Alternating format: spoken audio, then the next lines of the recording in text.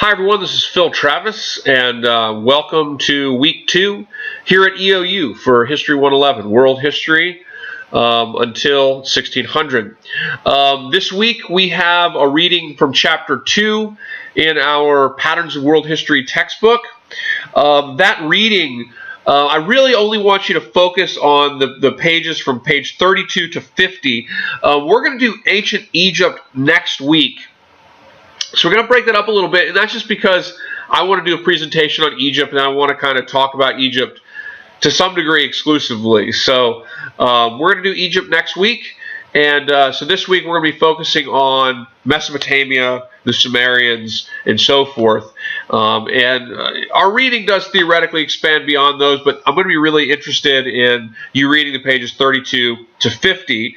There's a quiz on those pages from the reading that you will find this week. So we have a quiz this week. We have a discussion as usual.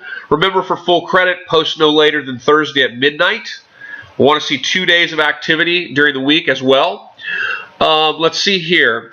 Extra credit. So I have a little extra credit assignment that I'm going to offer for you guys, and this is how it's going to work.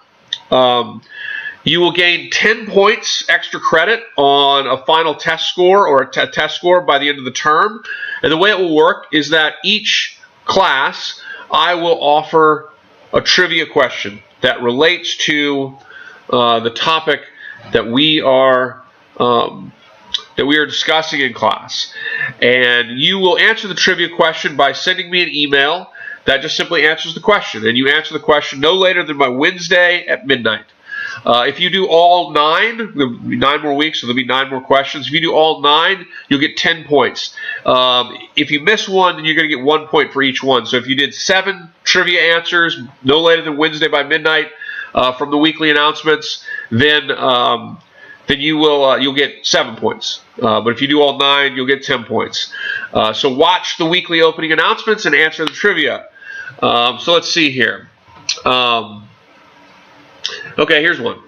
So in ancient Egypt, which we are going to talk about very soon, the king who is associated with uniting Upper and Lower Egypt, his name was Narmer. And his name Narmer means fighting catfish. The king who united Upper and Lower Egypt, which we'll talk a little bit more about next week, was named Narmer. Narmer's name means fighting catfish, and it was because in the Nile River there's a series of stinging catfish, and as a result they could be considered, they could deliver quite a painful sting, and so being called the stinging catfish was actually a